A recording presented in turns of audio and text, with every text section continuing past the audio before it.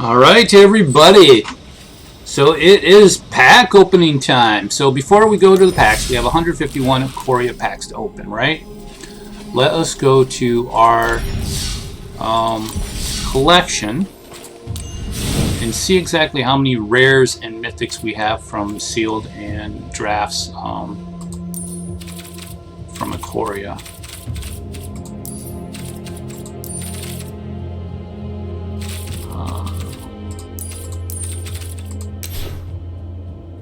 Alright, so some of these are going to be from the decks. I don't know which ones are from the Planeswalker decks. But anyway, so let's see. There is 1, 2, 3, 4, 5 of each color, it looks like. 1, 2, 3, 4. Only 4 blue.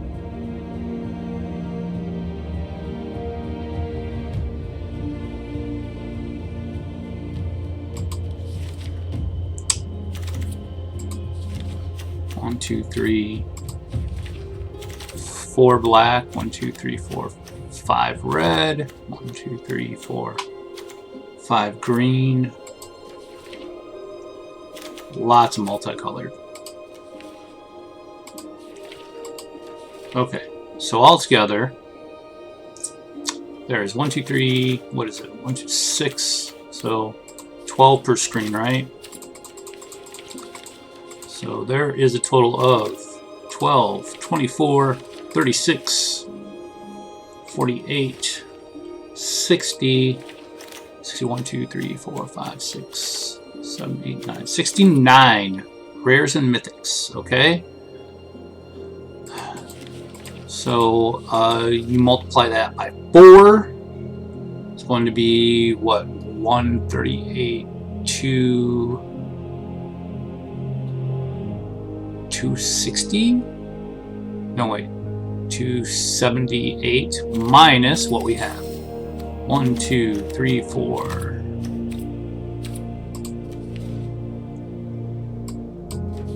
5, 6, 7, 8, 9, 10, 11, 12, 13, 14, 15, 16, 17, 18, 19, 20, 21, 22, 23, 24, 25, 26, 27, 28, 29, 30, 31, 32.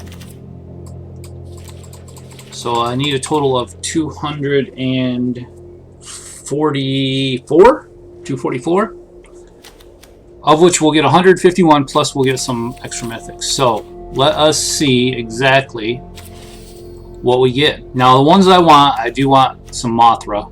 I want some Mothra. I want some Lura, whatever.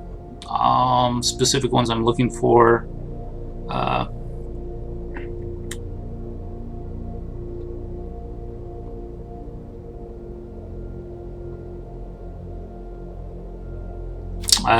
want some Vivian Monsters Advocate. Not really worried about classification, but I probably will get a shit ton of those right off the bat. I do want some General Kudrow. Luris, obviously. The Labyrinth Raptor, I want to finish that up. I mean, those are the ones I know. There's probably going to be more as I go along, as I read them. And we'll read them as we crack them. When it says first, we'll read it. Well, even if it doesn't say first. If I know it's the first. Alright, so are we ready, folks? The first pack of 151 Ikoria packs. Alright, so we got Monstrous Step, well, and Regal Leosaur for our uncommons, a bunch of the commons, and Karuga, the Macro Sage, a companion. I hate companions. Anyway, so he is a 5/4 for 3 and 2 Simic mana, so blue or green. Companion, your starting deck contains only cards with converted mana cost 3 or greater and land cards. When Karuga the Macro Sage enters the battlefield, draw a card for each other permanent you control with converted mana cost 3 or greater. Seems kind of green-bluish, right? Alright. Next, we have... Ooh, we got a... Well, and we got a rare. Got a rare. A Rooting Moloch for the uncommon. When he enters the battlefield, exile target card with a cycling ability from your graveyard. Till the end of your next turn, you may play that card. And he has cycling 2 himself, so he can go find himself. Footfall Crater, Enchant Land. Enchant Land has tap, target creature gains trample and haste until end of turn with cycling 1. And our rare or mythic, Whirlwind of Thought. Whenever you cast a non-creature spell, draw a card. So, gee, that doesn't belong. Look at that. That doesn't belong in fires at all, does it? No, not at all. Alright, next pack, guys. So we got uncommon wild card. We got Monstrous Step, which we already talked about. Target creature gets +7/+7 until end of turn. Up to one other target creature blocks his turn if able with cycling 2. And our rare is Lutri, the Spell Chaser. So this is the otter that got auto banned.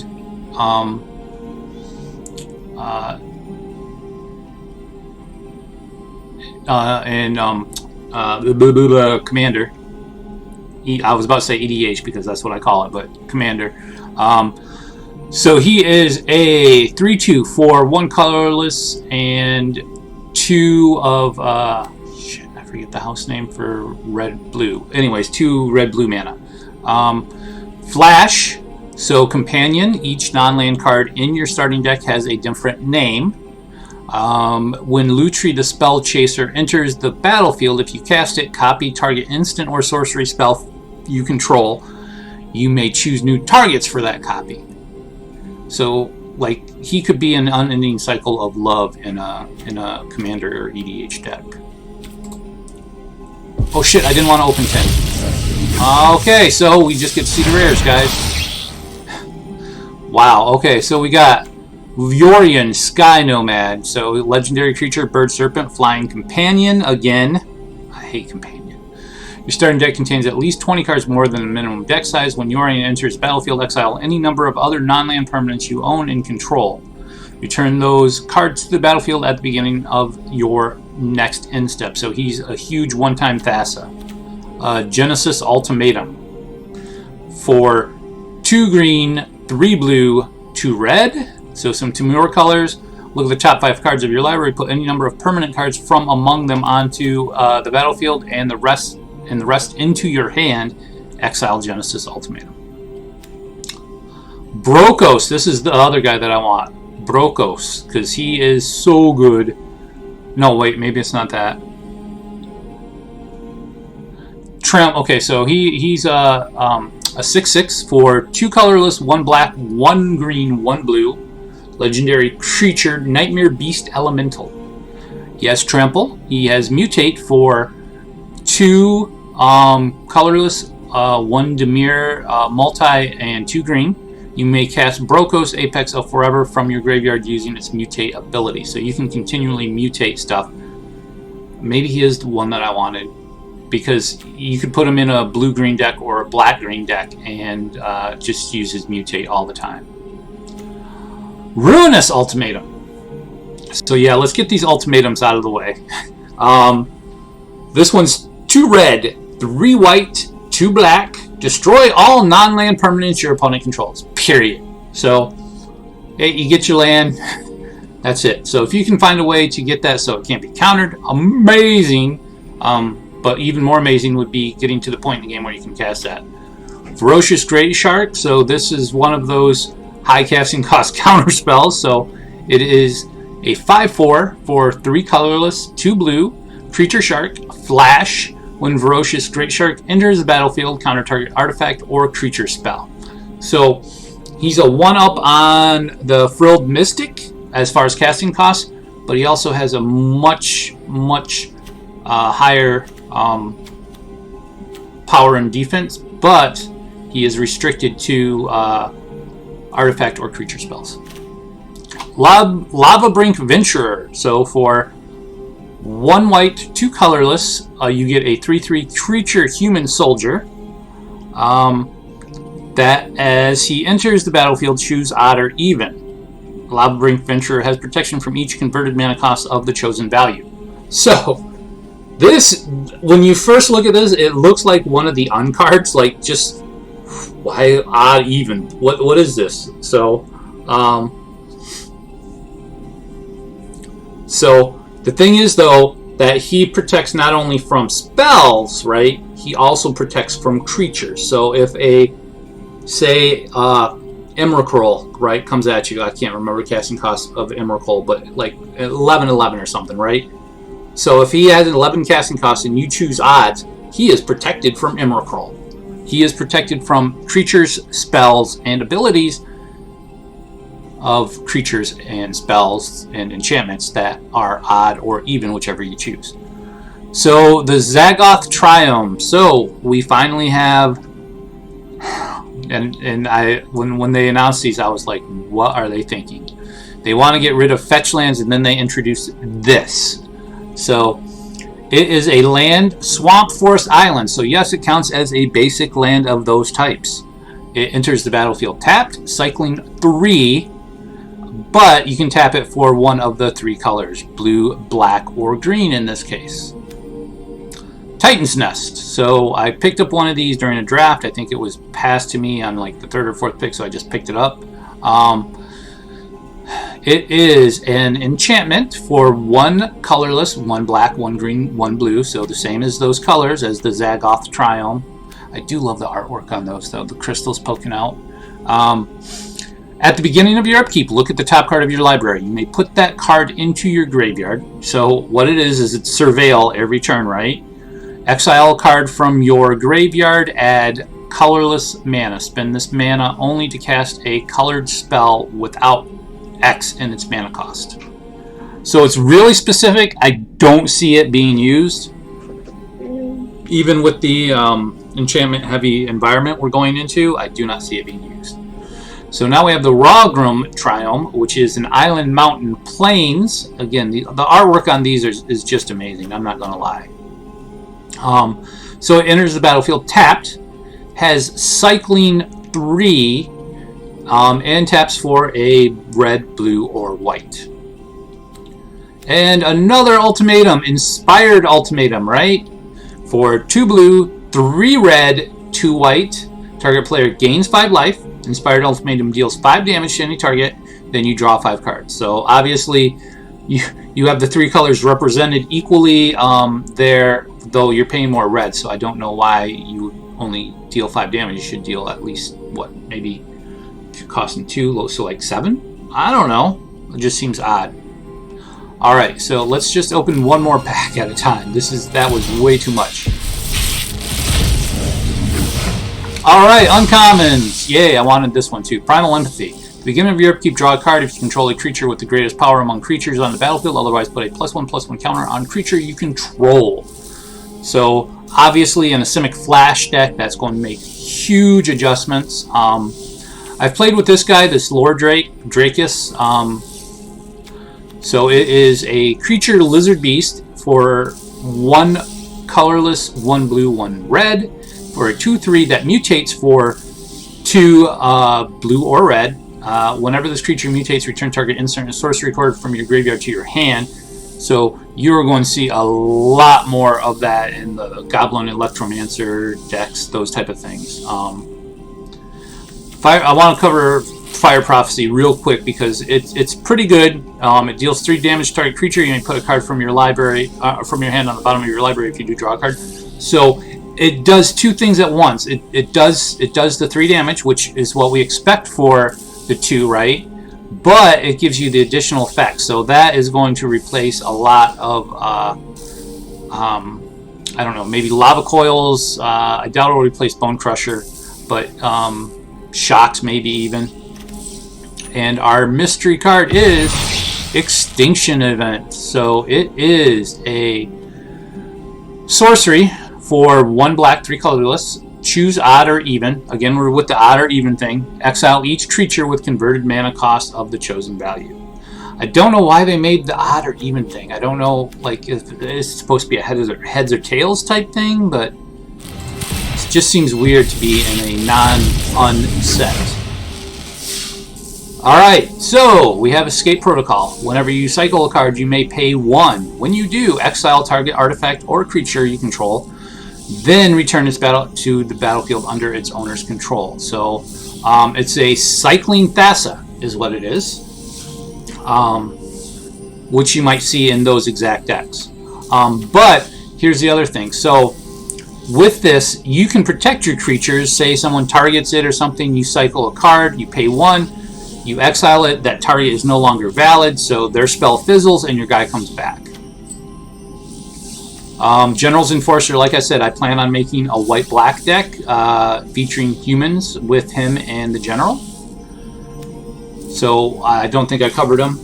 For 1 white, 1 black, you get a 2/3 creature human soldier. Legendary humans you control have indestructible.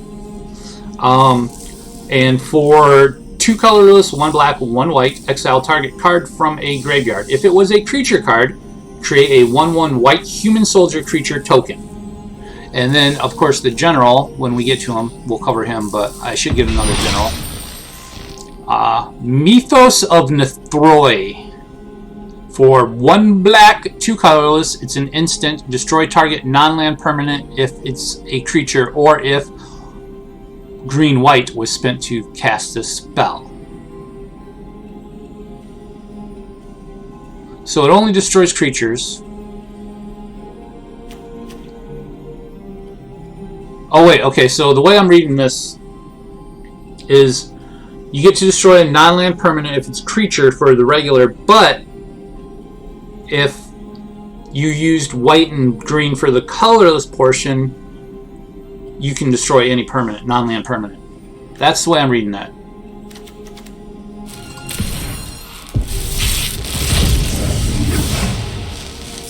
Alright, so we got another uncommon wild card because I need more, right? Yeah. At some point I'm just going to go back to all the sets and just buy uncommons with uncommons and commons. Be like, I can make Popper all day long. Historic, whatever. So we got the Proud Wild Bonder as the other one. This guy's interesting, and I might see him in like one of my Stompy decks for 2 colorless and 2 Gruul mana, so the red or green. You get a Human Warrior that's a 4/3 that has Trample, and that says creatures you control with Trample you may assign this creature its combat damage as though it weren't blocked. So say you got a 5/5, right, that has Trample, and they have a 1/6 wall out there, creature that, you know, why attack? It's pointless. So with this guy, you attack, you say, nope, I'm not assigning the 5 damage to him, I'm assigning it to you. So that's a pretty good Trample ability. You may see him pop up a little bit. Crystalline Giant. So I've seen this guy, and he seems okay because he keeps gaining abilities, like he's absorbing the abilities.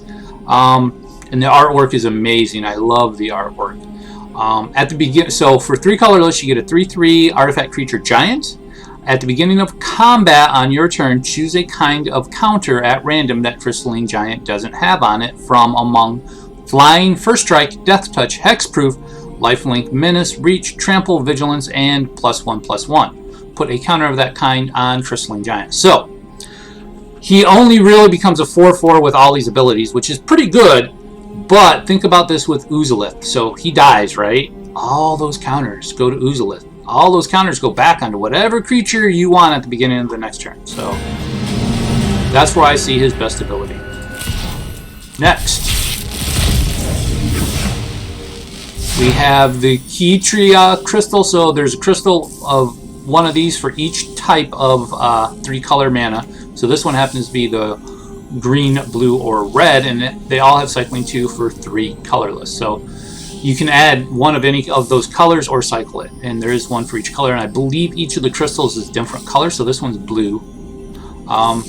Archipelagore. So this guy I've used in draft, and you've seen it. So he is a 7/7 for 5 colorless, 2 blue, Leviathan creature that mutates for 5 colorless, 1 blue. Whenever this creature mutates, tap up to X target creatures, where X is the number of times this creature has mutated. Those creatures don't untap during their controller's next untap phase.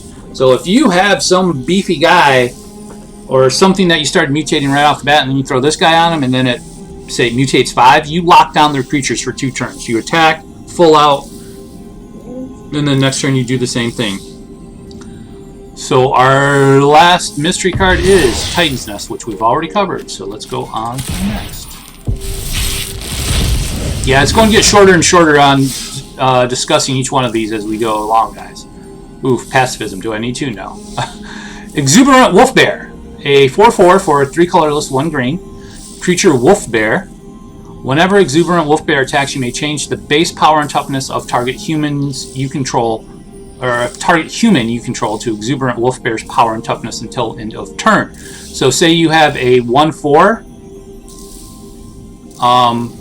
human or something, you can go ahead and change it to a 4/4 or a 1/1 human, right? It becomes a 4/4. So that guy can be used in some type of creature bond human decks, obviously.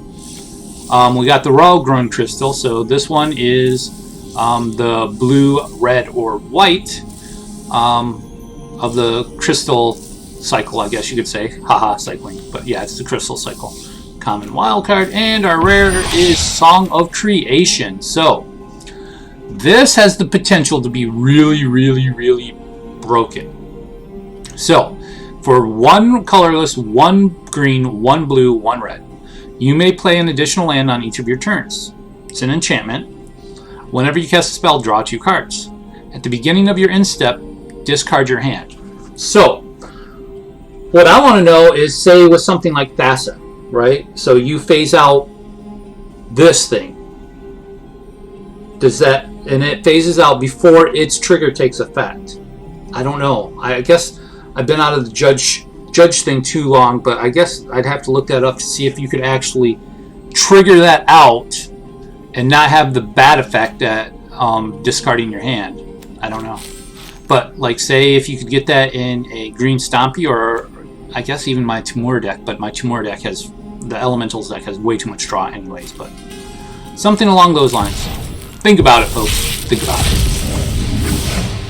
Alright, so we have Ivy Elemental, which is your basic 1 green X. It enters the battlefield with X +1/+1 counters. It's a 0/0 elemental creature. So he might go in my elemental deck though. Because he's great early on, he's great later on as an elemental, but. And the Parcel Beast. So this is another one that I'm looking at for my elemental deck, right? He is a 2/4 for 2 colorless, 1 green, 1 blue. He is an elemental beast that mutates for 1 green, 1 colorless, that you can pay 1 colorless to tap. Look at the top card of your library. If it's a land card, you may put it onto the battlefield. If you don't put the card into the battlefield, put it into your hand. So you're drawing an extra card every turn with him out. And our mystery card is the Phoenix of the set. So this is an interesting Phoenix, right? It is a 2 red, 2 colorless for a 4/4 Phoenix that has flying, that mutates. Now get the mutate though. It mutates for 3 colorless, 1 red. Whenever this creature mutates, create a red artifact token named Feather with a 1 sacrifice. Pay 1, sacrifice Feather. Return target Phoenix card from your graveyard to the battlefield tapped. So that's how he keeps coming back. Normally, you know, there's some mechanic in the graveyard with the Phoenix where, okay, well, you cast X instant instries, or you pay so much to get him back. This one, you create a token that you sacrifice to get him back.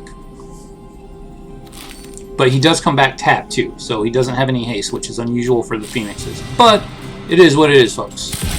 Next pack. And another rare card. I'm good with that. So Boon of the Wishgiver is just your basic draw, right? Sorcery for 2 blue, 4 colorless, draw 4 cards, or you can cycle it if you get an early game and you can't cast it for 1. Another one of the crystals. Yeah, see, this one's green. This is the Indatha crystal, or lime green, I guess, maybe. So this one produces white, black, or green. And then lastly, our Sea Dasher Octopus. So this one I never saw during drafting at all, but it is a 2/2 for 2 blue, 1 colorless. It's a creature octopus with flash. It can mutate for 1 colorless, 1 blue. Whenever this creature deals combat damage to a player, draw a card. Think about throwing that on your, I don't know, your flyer or something, you know. you have, or some type of unblockable creature. Now it's a beefed up, because most unblockable or flyers that you get out early game are going to be 1/1s. So say you got a Healer Hawk out, right? Bam! You mutate it.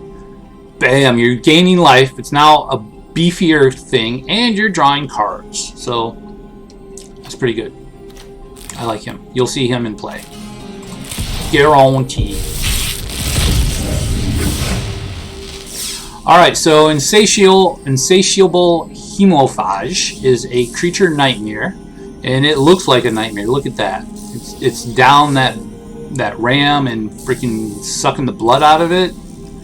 I don't know, turning it into fumes. But it is a 3/3 for 3 colorless, 1 black creature nightmare with Death Touch that mutates for 2 colorless, 1 black, and then whenever this creature mutates, each opponent loses X life and you gain X life, where X is the number of times this creature has mutated. So it can build up to a pretty decent, like, Gary, if you wanted it to, I guess. And some more wild cards, because apparently I don't have enough uncommon, or I have all the uncommons. So first down here, but another wild card. We know I don't have anywhere. Why are they giving me wild cards? They know I don't have anywhere near enough Ikoria, and they're giving me wild cards.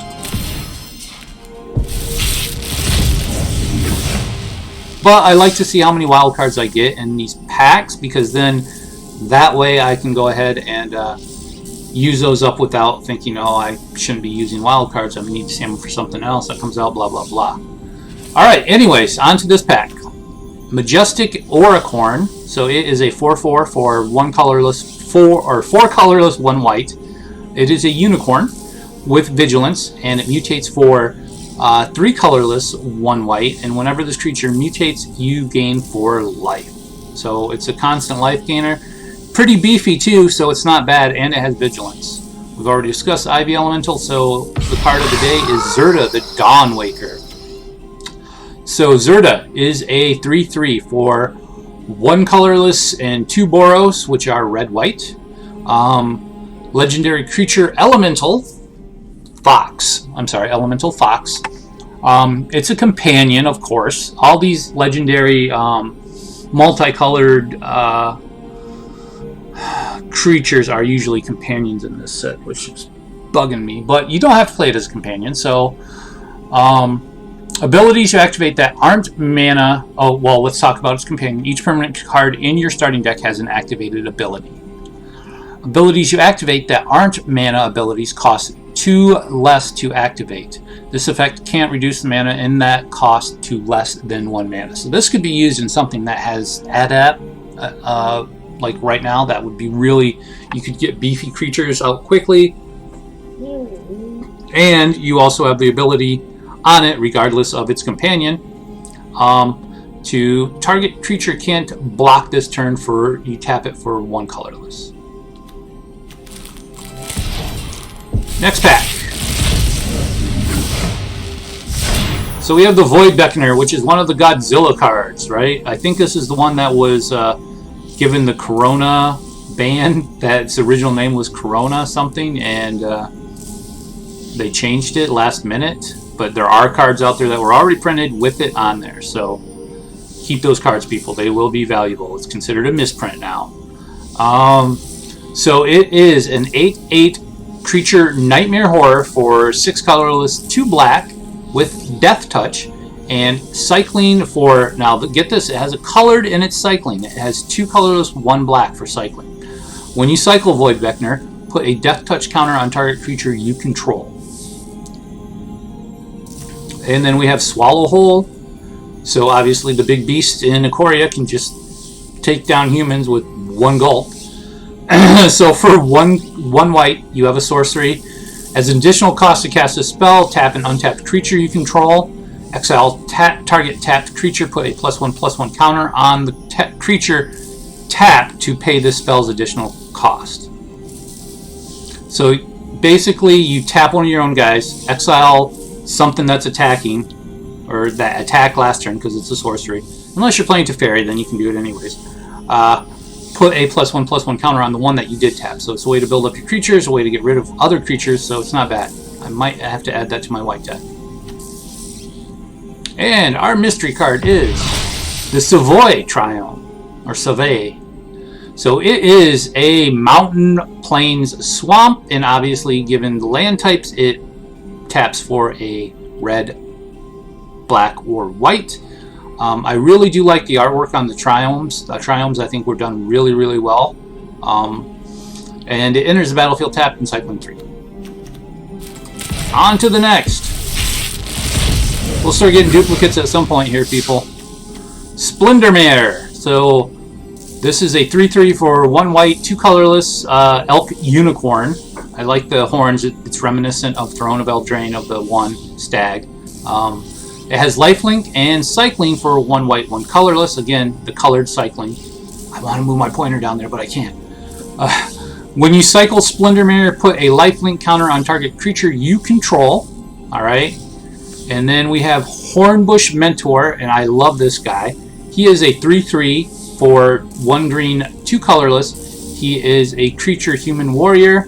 When Hornbush Mentor enters the battlefield, put a trample counter on target non-human creature you control, and then you can tap him for 1 green, 2 colorless, and put a 1/1 counter on each creature you control with trample. So, say you got something out there that gives all your creatures trample, you tap him, all of them get +1/+1 counters, right? So think about that combo. I will probably be making it. And now we have Mythos of Aluna. So it is a sorcery for 2 blue, 2 colorless.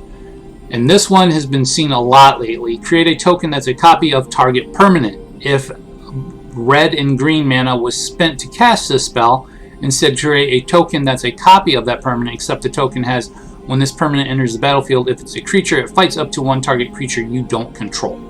So it's basically a copy spell, but with the caveat that if you use the to mirror colors to cast it, you get to also fight. It has been seen a lot. Alright, so we have Boon of the Wishgiver again, and we have Momentum Rumbler. So this is the first time we've seen this one. This is the 3/3 for 1 red and 3 colorless. It is a dinosaur creature. So, you know, as much as I keep seeing dinosaurs in this set, I'm thinking we're going to go back to Ixalan next year at this time. Well, the set's still active. I don't know. I could be wrong.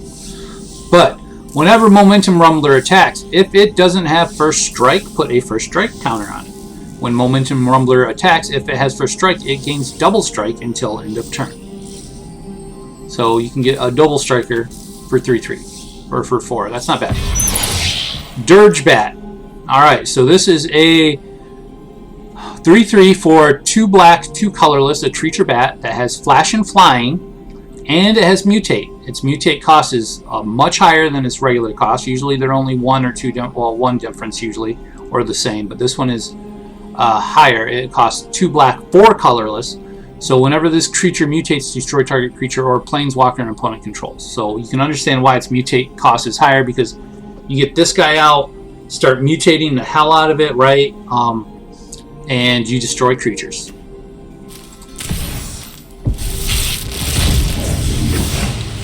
Next pack. Ooh, a mythic. Yay for mythics. I'm going to go through a lot of them, guys, because it's, what, every 6, I think? So neutralize, counter target spell. Your basic counter target spell, but it has cycling of 2 on it for 2 blue, 1 colorless. Alright, I'm waiting for them to actually power seep back in the regular counter spell for 2 blue. It's coming. It's coming. Watch the power of creep come and take it away. Unbreakable Bond. So for 1 black, 4 colorless, you have a sorcery that returns target creature card from your battlefield, or from your graveyard to the battlefield with a lifelink counter on it. So it doesn't specify any type of casting cost. It just has to be a creature. You could bring back Emrakul, you could bring back whatever you want, and it gains lifelink. So, not bad. A little bit higher casting cost, but, you know, in today's easy, put that in a black-green deck, you're golden. And our card of the day, there's the green Mythos. So the Mythos Psycho, this is the Mythos of Brokos. For 2 green, 2 colorless, you get a sorcery that if the blue-black was spent to cast a spell in the colorless portion, search the library for a card. Put that card into your library, then shuffle your library. Otherwise, you still get this effect either way. Return up 2 permanent cards from your graveyard to your hand.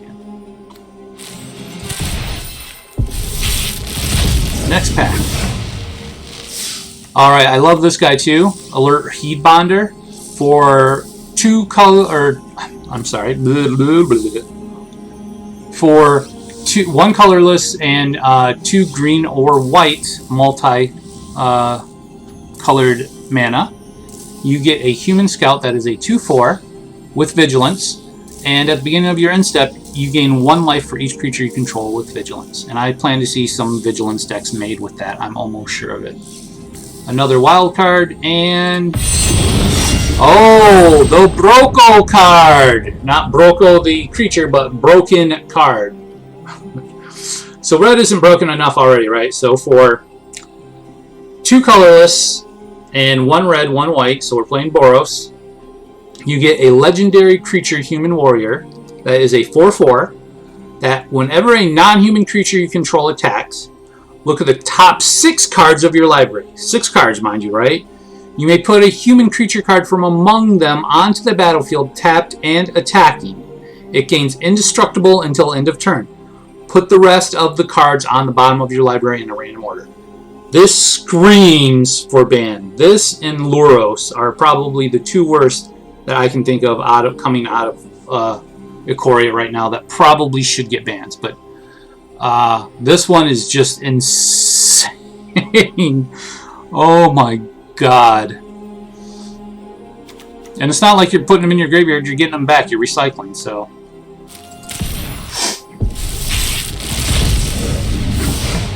Alright, we have the Huntmaster Liger, which is another of the Godzilla cards.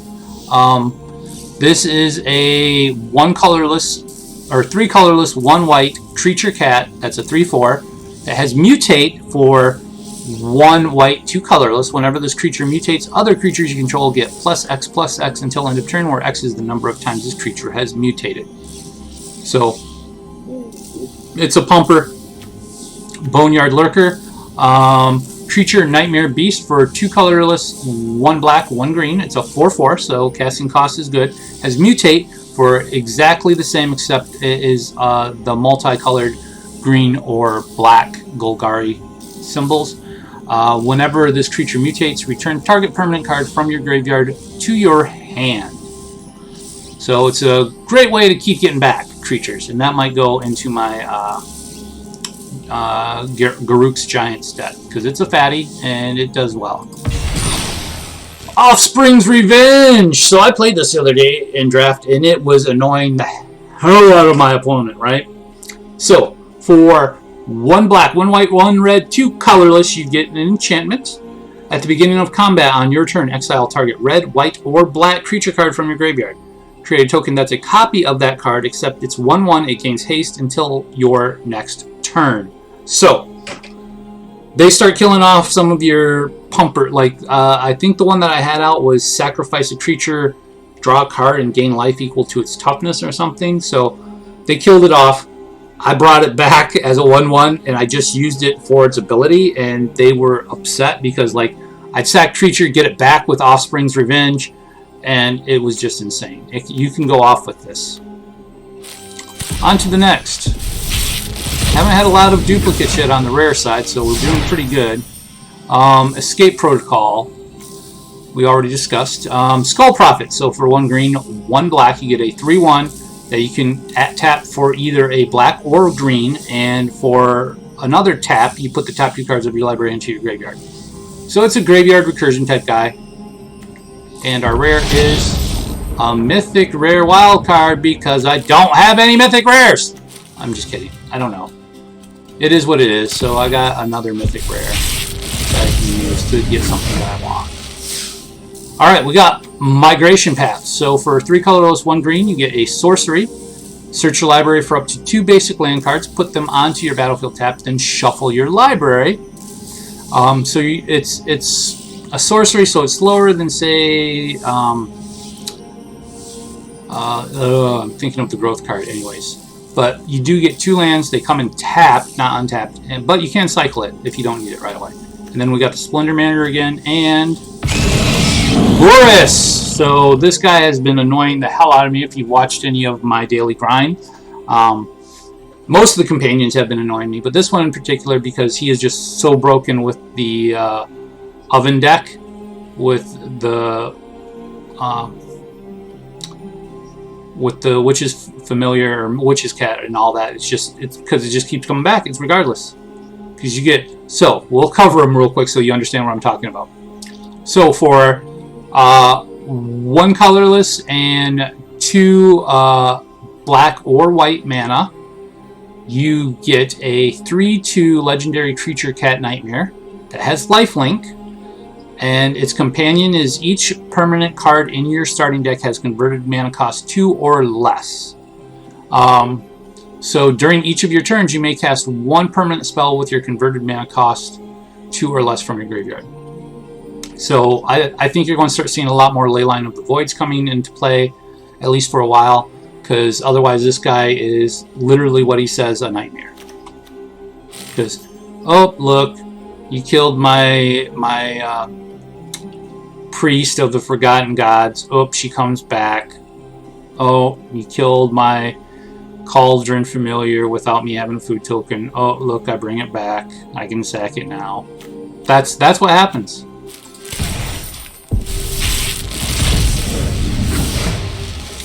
Alright, so we have Splendor Mare and we have Reconnaissance Mission. So that's a new one. So that's a 2 blue, 2 colorless enchantment that whenever a creature you control deals combat damage to a player, you may draw a card. Pretty standard damage to player, draw a card ability on an enchantment. Cycling 2 if you don't need it. And our rare is Shark Typhoon! Sharknado! Awesome. So, I love how they play on like common pop culture. This is obviously Sharknado, right, in card form. But, so for a blue and 5 colorless, you get an enchantment that whenever you cast a non-creature spell, create an XX blue shark creature token with flying, where X is that spell's converted mana cost.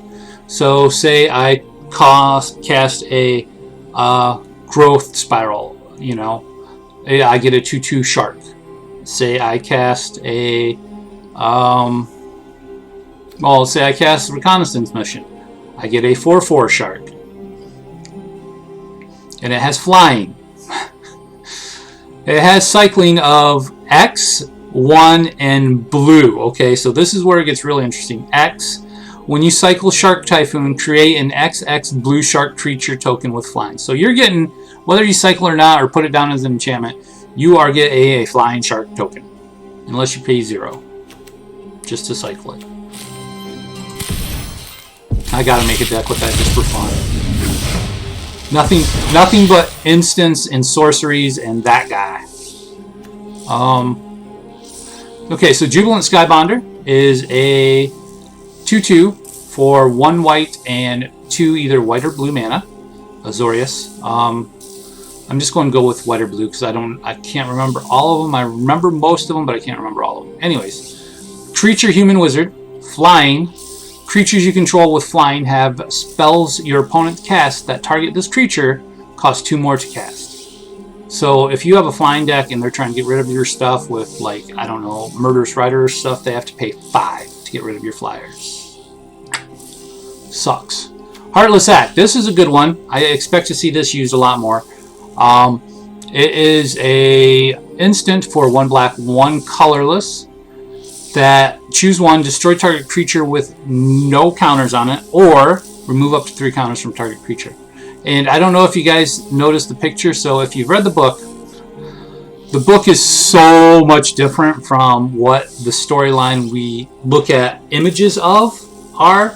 Like, especially for the Planeswalker Lutri, or whatever his name is, Coppercoat Outcast.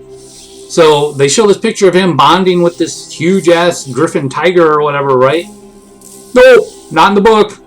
He actually does this. He kills the tiger. He's the one that kills it. And we got another Mythos of Nethroi. Now we're starting to get some doubles. Alright, some more wild cards. Back for more. So this one, a little bit costly, but I think its effect is probably about the right. So for 1 green, 1 black, 4 colorless, you get an instant. So how often do you see instants that are 6 casting costs, right? Return target creature from your graveyard to the battlefield. When you do, it fights up to 1 target creature you don't control. So again, I think you're going to see a lot more graveyard recursion decks coming out, utilizing cards like this and obviously the other ones we've already previously discussed. And another Crystalline Giant. Alright, next. Footfall Crater, we already no wait, we didn't. So Footfall Crater is a 1 red enchantment aura, enchant land. So enchant land has tap, target creature gains trample and haste until end of turn, or has cycling 1. So you can give whatever you want, trample and haste till end of turn with this guy out. Wingspan Mentor. So this is the blue mentor. So you'll notice in this set in particular, you'll see lots of 5s of that are cycles. And this is the human wizard mentor for blue.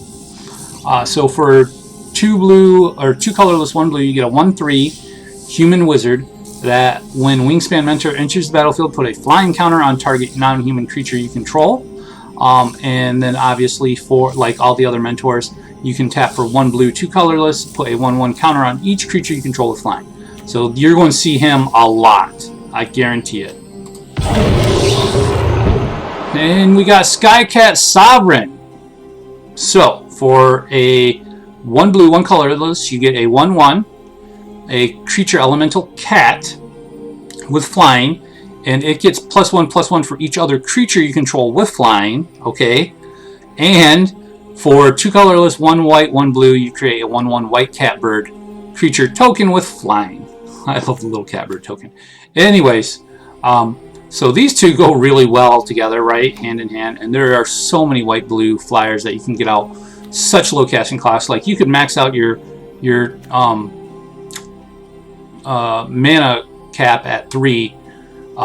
And make an amazing white-blue deck flying that just people can't get around.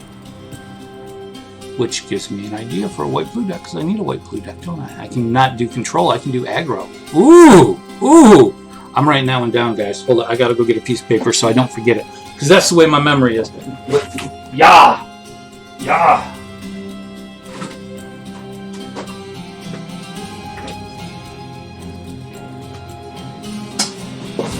And I grabbed a soda while I was at it. I needed a beverage because I've been talking way too much. Okay. White, blue, flying aggro. That might be a deck we'll do maybe after we're done opening packs. Who knows?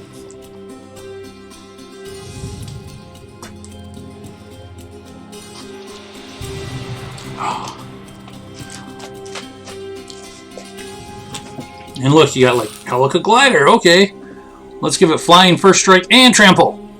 I don't know. Oh, diddly squirrels. All right, next pack.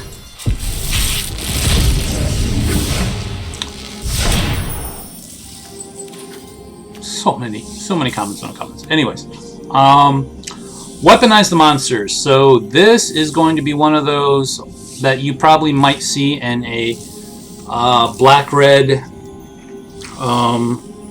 white with Luros sack deck, where you can just keep sacking the creature, it keeps coming back, or you might even see it more in a Rakdos build of it without Luros, but you don't get the creatures back as often. Well, I guess you could with certain ones like some of the skeletons and stuff that come back. But anyway, so for 1 red, you get an enchantment, sacrifice 2, sacrifice creature, weaponize the monsters, deals 2 damage to any target. So that's planeswalkers, player, or creatures. Just so you know. And you can continually do it as long as you have mana. Charge of the Forever Beast. So for 1 green, 2 colorless, you get a sorcery. As an additional cost to cast this spell, reveal the creature card from your hand. So, charge of the Forever Beast deals damage to target creature or planeswalker equal to the revealed card's power. So, it's like a Rabid Bite, except you don't actually put the creature out. It's in your hand. And our rare. Is just another puzzle to be Narset. solved. Hi, Narset. How are you? So, I think this is our first planeswalker we've got of the set. For 1 white, 1 red, 1 blue, 1 colorless. So for 4, and you get a 4 loyalty legendary planeswalker in our set that you get +1, you gain 2 life. Okay, so pretty good for, you know, gaining loyalty. You add 1 blue, 1 red, or 1 white. Spend this mana only to cast a non-creature spell. So again, you're looking at a Fires deck. The -2 ability is the one I see used most often, though. Draw a card, then you may discard a card. When you discard a non-land card this way, Narset of the Ancient Way deals damage equal to that card's converted mana cost to target creature or planeswalker. So, I mean, you can kill off just about anything if you have a high enough converted mana cost on the card. And then its last ability, its -6 ability, its ultimate. You get an emblem with whenever you cast a non-creature spell, this emblem deals 2 damage to any target, which is pretty insane, not gonna lie, and pretty easy to get her up there.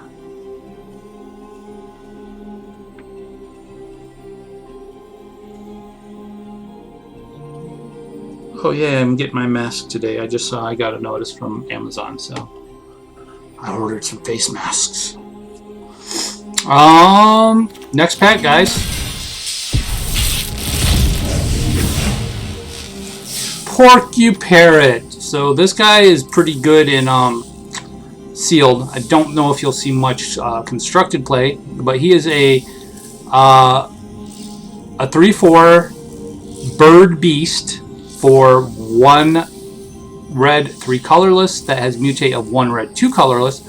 That taps, this creature deals X damage to any target where X is the number of times this creature is mutated. So, even if you only put him on a creature once, or put a creature on him once, well no, because if you mutate, yeah, that's still okay. So, he can still tap to do damage, right? And any target again, so it's planeswalker, player, or creature. Swallow Whole, we've already discussed, and our rare is Gem Razor.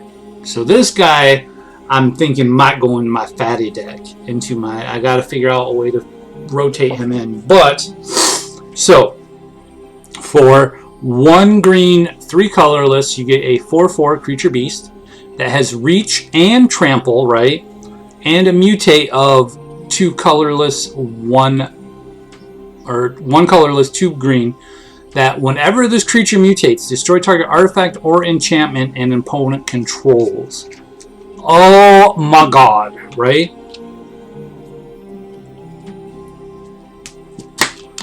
Think about this beastie against the enchantment deck with the Citizen Champions and all that glitters.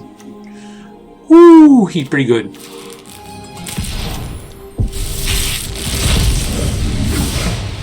All right, we got a couple more wild cards. Avian Oddity.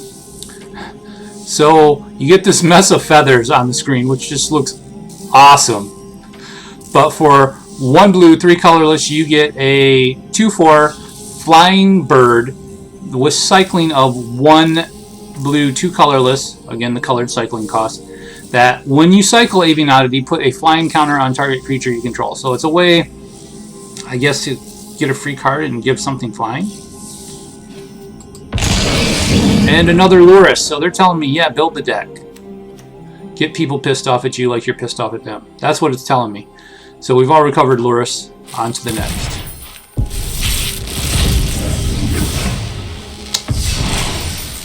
Another rare wild. Yay! We've covered Momentum Rumbler. We haven't covered Blitz of the Thunder Raptors. So this is a 1 red, 1 colorless instant that Blitz of the Thunder Raptor deals damage to target creature or planeswalker equal to the number of instant and sorcery cards in your graveyard. If that creature or planeswalker would die this turn, exile it instead. So, obviously going to be in some type of blue-red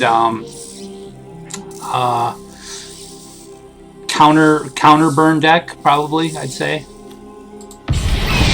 And we've already discussed Yorion, right?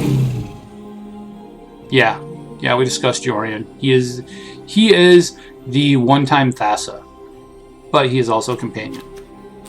So I hate it. No, just kidding. I'm sure I will grow to love companions. So we've already covered Primal Empathy, which we agree needs to go into my Simic Flash deck. And Keensight Mentor. So for a 2 colorless 1 white, you get a 1/4 human cleric. When he enters the battlefield, put a vigilance counter on target non-human creature you control. And this is the white mentor. Tap, put a +1/+1 counter on each creature you control with vigilance. And our rare is Ruinous Ultimatum, which we've already covered. Destroy all Nail-Line permanents your opponent controls. Momentum Rumbler we covered. Keytria Crystal we covered. So let's look at the rare. Snapdex, Apex of the Hunt. So for 1 colorless, 1 red, 1 white, 1 black, you get a legendary creature, Dinosaur Cat Nightmare. Okay? So this is one of the so-called gods of Ikoria. He is a 3/5 with double strike and a mutate of 2 Rakdos of black, red, and 2 white for his mutate cost. That whenever this creature mutates, it deals 4 damage to target creature or planeswalker and opponent controls, and you gain 4 life. That is huge, folks. 4 damage to a creature or planeswalker is usually going to take out that creature or planeswalker. And if nothing else, you gain the 4 life. It's just huge. This guy is broken. Broco for 4. Broco. Alright, next pack. Alright, another wild card, and we got Chittering Harvester. So for 1 black, 5 colorless, you get a 4/6 Nightmare that mutates for 1 black, 4 colorless. And that whenever this creature mutates, each opponent sacrifices a creature. So you can see that in some sacrificial builds. It's a little bit high casting cost for him, so you may not see him, but I think some people will try it out. And the rare is the Endatha Triome. Alright, so that one is the Plains Swamp Forest. And again, just look at the artwork on that, guys. That is amazing artwork. It is the black, green, white Triome.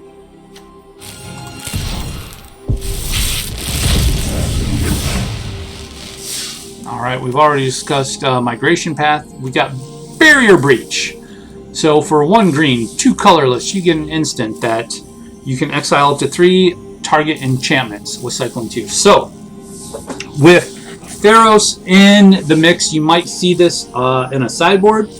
Probably not main deck. It is pretty good because you can still cycle it, but I don't see it being main decked. I see it being sideboarded. I'll put it in some of my sideboards, especially against those annoying All That Glitters decks. And the rare is Karuga, the Macro Sage. I don't think we discussed Karuga. I know we've had him. But so, he is a 5/4 for 3 colorless and 2 Simic, which are green or blue mana. That is a legendary creature, Dinosaur Hippo. He is companion. Your starting deck contains... Yeah, we just did discuss him. I forgot. So, he goes into a fatty deck, and he might find his way into my fatty deck. Maybe. I don't know. Because I can cast him for just green. So, maybe. Maybe, baby. On to the next. Alright, we've discussed Wingspan Mentor, Duskfang Mentor. Here's the black one. So this one is a 1/3 for 1 black, 2 colorless, same as all the other Mentors. That is a human cleric. When Duskfang Mentor enters the battlefield, put a lifelink counter on target non-human creature you control. Which, you think about it, that would be more of a white. I don't know why they didn't say Death Touch for the black one, but it's lifelink. And for 1 colorless, 1 black, you can tap and put a +1/+1 counter on each creature you control with lifelink. So it will probably find a way into my life gain deck, Vamps, and or Knights. And another Karuga!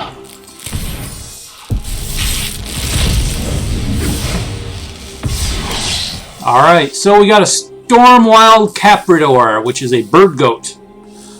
I think that looks more like a bird bull, but I don't know. That looks like more like a bull's head than a goat's head. That's just me. But anyways, for 2 colorless, 1 white, you get a 1/3 bird goat that has flying.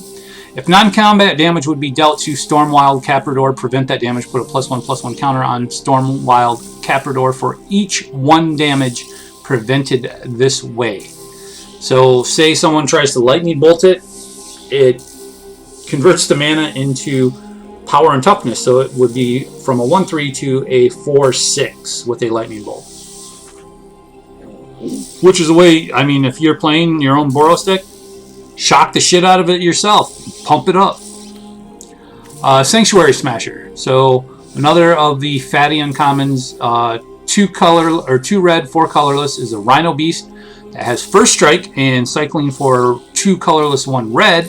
When you cycle Sanctuary Smasher, put a first strike counter on target creature you control. This is another one of the cycles. Like I said, this set has more 5-card cycles than any, and I'm not just talking the cycling, but just cycles of creatures than any deck I've seen in recent history. Our rare is Fiend Artisan. So the Fiend Artisan is either 2 green or 2 black, or a combination thereof, for a creature nightmare. He is a 1/1 that he gets +1/+1 for each creature card in your graveyard. So he's a Tarmogoyf of sorts, or Lurgoyf, actually, Lurgoyf of sorts.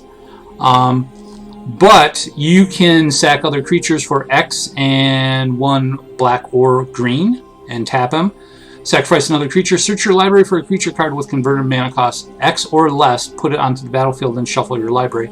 Activate this ability only anytime you could cast a sorcery. So he's his own, what were those back in the day with Rebels and, oh god, I can't remember the other one. I'm talking way back, folks. Where you would sack the creature to go find one of the next power up. He could find a way into some decks, I guess. Alright, so here is one that we haven't discussed that I really, really do like. I did put him in my Simic deck, so you've seen him. Cunning Nightbonder, that for 2 black or 2 blue, you get a 2/2 Flash Human Rogue that spells with Flash you cast cost 1 less to cast and can't be countered. That is pretty darn good. Pouncing Shore Shark is a 4/3 for 4 colorless, 1 blue Shark Beast. They did a lot with the Shark Beast, so you can make your own shark deck now. That has Flash. It mutates for 1 blue, 3 colorless. Whenever this creature mutates, you may return target creature an opponent controls to its owner's hand. So it has a built-in unsummon for its mutate. The other one I saw that I don't know if I've cussed that I do like is the Dreamtail Heron. For its mutate cost, it's pretty good because it's another, whenever this creature mutates, draw a card. Labyrinth Raptor, yes, another one that I want to build a deck around. So obviously, black-red Rakdos, you give it everything menace, man. It's just insane. So it's a, for 1 black, 1 red, you get a 2/2 Nightmare Dinosaur, again the dinosaur theme, with menace, right? Whenever a creature you control with menace becomes blocked, defending player sacrifices a creature blocking it. And then for 1 black, 1 red creatures you control with menace get +1/+2 until end of turn. The thing is, so I don't know if this is the way it's supposed to work, but this is the way it's working in an arena. So say I got 2 creatures out, right? He just has this guy. He attacks. I cannot block because by sacking one of my 2 blockers, it becomes an illegal block for the menace. I'm not sure if that's the way the triggers work in that order, but I'm assuming it is. So yeah, Giving the fact that they have to sacrifice one of... So they actually have to technically block with 3 creatures. They sack 1.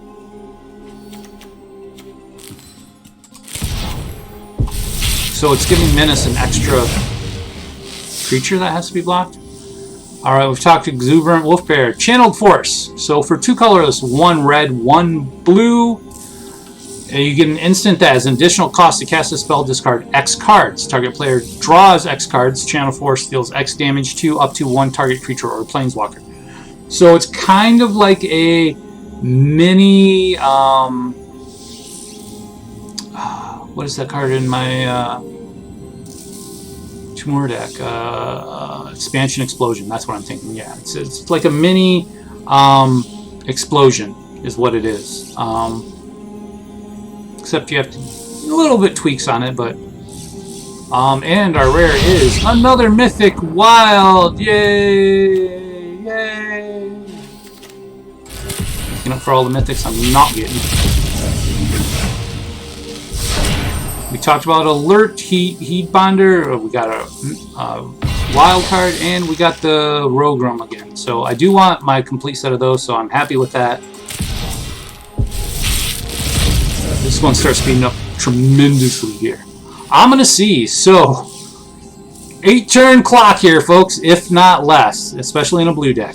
For 1 blue, 1 colorless, Ominous Seas is an enchantment that whenever you draw a card, put a foreshadow counter on Ominous Seas. Remove 8 foreshadow counters from Ominous Seas. Create an 8/8 blue Kraken creature token.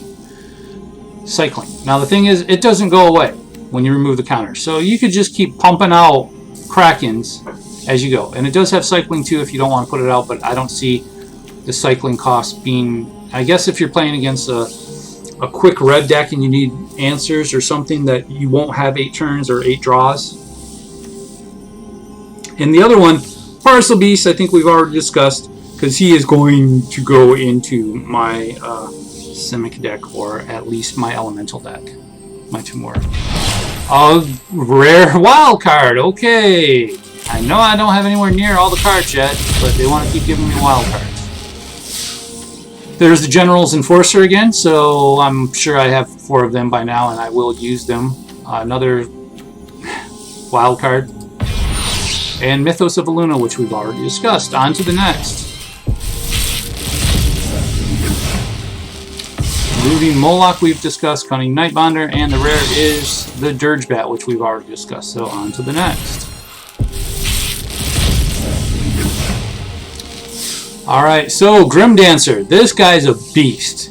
For 2 black, 1 colorless, you get a 3/3 that is a creature nightmare that enters the battlefield with your choice of 2 different counters on it from among Menace, Death Touch, and Lifelink.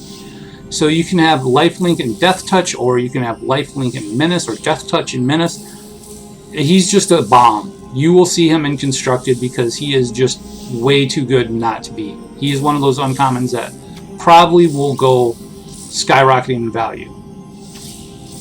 And our rare is Jengatha, the Wellspring, which I don't believe we've covered. I do have him already, but he is a 5/5 beast for 4 colorless and 1 either red or green for a legendary creature, Elemental Elk.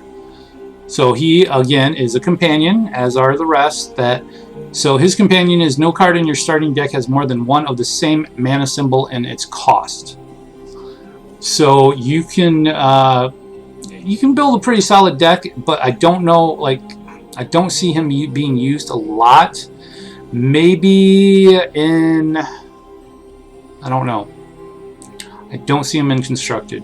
But anyway, so you tap him to add 1 of each color mana to your mana pool. This mana can't be spent to pay generic mana cost, which is why I don't see him being used. If you could use that mana for anything, then yes. On to the next. We are a third of the way through my packs, guys. So Sonorius Howlbonder is a 2/2 for 1 colorless and 2 black or red mana. That is a human warrior that has Menace, and each creature you control with Menace can't be blocked except by 3 or more creatures, which kind of goes in tow with the other guy that we just talked about. Weaponized monsters we talked, and Skycat Sovereign. Good, I want 4 of him. Because he's not a legendary, so I definitely want 4 of him. Alright, we've discussed monster stuff. There's the Zagoth crystal, which is kind of a whitish crystal. Which is weird because it produces black, green, or blue. Okay. And the rare is Keenan, Bonder Prodigy. Alright. So this is a 2/2 legendary creature, human druid, for 1 green, 1 blue. Whenever you tap a non-land permanent for mana, add 1 mana of any type that permanent produced. So you're talking your Manadors, you're talking your Leafkin Druids, you're talking your Paradise Druids, Llanowar Elves, whatever. But he also has the added ability of, for 5 colorless, 1 green, 1 blue, look at the top 5 cards of your library, you're going to put a non-human creature card from among them onto the battlefield. Okay? So, any creature you can put on the battlefield, put the rest on the bottom of your library in any random order. I mean, it is expensive, but you're also producing extra mana with him. So, he's going into a fat Simic build deck, probably, I would say.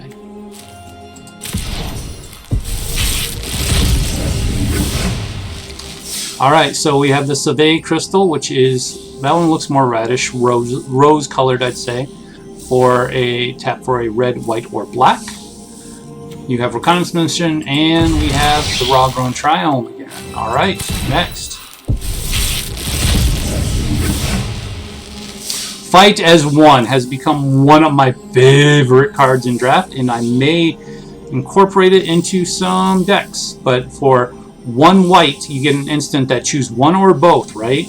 Target human creature you control gets +1/+1 and gains indestructible until end of turn. Or target human creature you control, non-human creature you control gets +1/+1 and gains indestructible until end of turn. That is so good. I can see that going into my Feather deck quite easily, along with other decks, because I can keep calling it back. Another wild card, and the Zagoth, which we've already had too, so on to the next. Weaponized monster we've had, Migration Path, I just got another Mythic. And we're getting Ikoria Triome, which I have not got. So this is the Forest Island Mountain. So this is the Timur type of land, so that's pretty good. And I'll probably have to add those in at some point.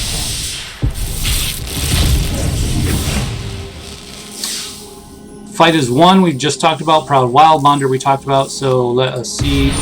Unpredictable Cyclone. So for 2 red, 3 colorless, you get an enchantment. If a cycling ability of another non-land card would cause you to draw a card, instead exile cards from the top of your library until you exile a card that shares a card type with the cycled card.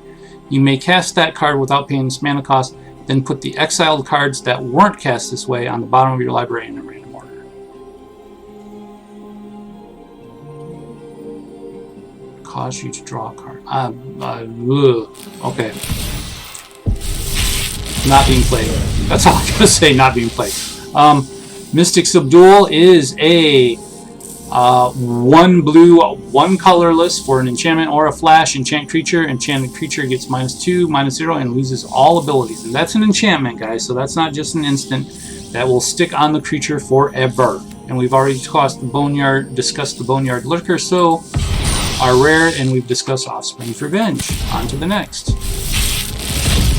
It's bad when you're getting more uncommons that you haven't discussed than commons. We've discussed both those uncommons. Yidaro, Wandering Monster. Alright, so for 2, and I believe this is another of the Godzilla, but for 2 red, 5 colorless, you get a legendary creature, Dinosaur Turtle, that has Trample Haste. So, it's a turtle. How the hell does it have haste? That's what I want to know, guys. How does it have haste? That you can cycle for 1 red, 1 colorless. So when you cycle Yidaro, Wandering Monster, shuffle it into your library from your graveyard. If you cycle a card named Yidaro, Wandering Monster 4 or more times this game, put it onto the battlefield from your graveyard instead. So you could be playing with 4 of them and they just keep coming back and eventually, bam, it goes into play with Trample and Haste and 8/8. So, and I could see some gimmicky trick decks coming, but the fact that a turtle has Haste, I just don't see it. I mean, I could see a big turtle that has Trample, but not Haste. On to the next. Alright, we've discussed Dustfang and we've discussed Back for More, so we go to the rare. Hunted Nightmare. So, this is one of those I get this, you get that type of scenarios, right? So for a 4/5 for 3 mana, mind you, two black, 1 colorless, a 4/5 that has menace, okay? This thing's a freaking beast. You get the creature, the nightmare creature, but the caveat is when Hunted Nightmare enters the battlefield, target opponent puts a death touch counter on a creature they control. So now, the good thing is if they don't have any creatures, you just got a 4/5 for 3 that has menace. Pretty good.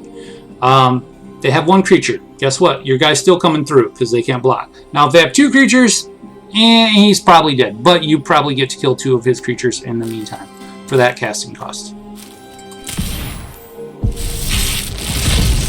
Next pack. We've discussed triggering, wild cards of the Yin Yang, and Extinction Event. We've already discussed. Next. Now, I've thought about those that Extinction Event or that one Lava Brink guy.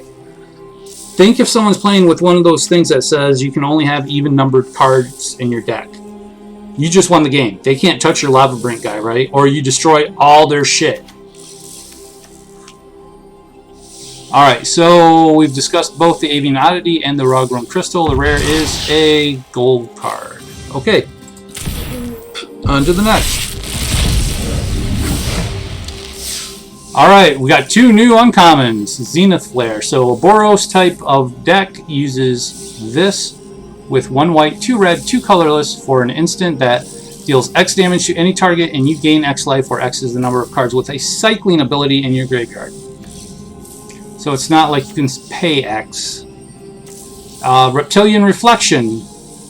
So for 1 red, 2 colorless, you get an enchantment that whenever you cycle a card, you may have Reptilian Reflection become a 5/4 dinosaur creature with Trample and Haste, in addition to its other types until end of turn. I don't get that. Whenever you cycle a card, okay, you may have Reptilian Reflection become a 5/4 dinosaur creature with Trample and Haste, in addition to its other types. That's what I don't get. What are... Oh, it's an enchantment still. Okay. And Titan's Nest, which we've already discussed. Next. Ominous Seas we've discussed. Wingspin, so it's on to the rare. And we've discussed Yorion. Next. Necro Panther. So here's another good one. So for a 3/3 Cat Nightmare that you pay 1 black, 1 white, 1 colorless, you get a Cat Nightmare that has mutate of 2 colorless and either 2 black or white. Whenever this creature mutates, return target creature card with converted mana cost 3 or less from your graveyard to your battlefield. So not bad. It's a returner, wildcard, and Jingata. We've already discussed. Alright, Wingspan with Titanith Rex. So here's the fatty, right? Look at the size of him. Look at those little trees underneath. Anyways, for 9 mana, mind you, right? 2 green, 7 colorless. You get an 11/11 with Trample. That has cycling, so he's the one that cycles that gives a... If you cycle him, he gives a creature Trample.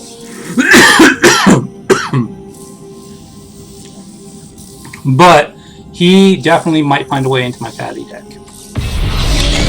Oh, we got Obosh. Nice. Obosh, the Pride Piercer. So, for 3 colorless and 2 black or red mana, you get a 3/5 Hellion Horror that has Companion. Your starting deck contains only cards with odd converted mana cost and land cards. So again, this is one that if they're playing this and you have the destroy all the odd cards or whatever, You name odd or even, they're toast, right? Source you control with odd converted mana cost would deal damage to a permanent or player.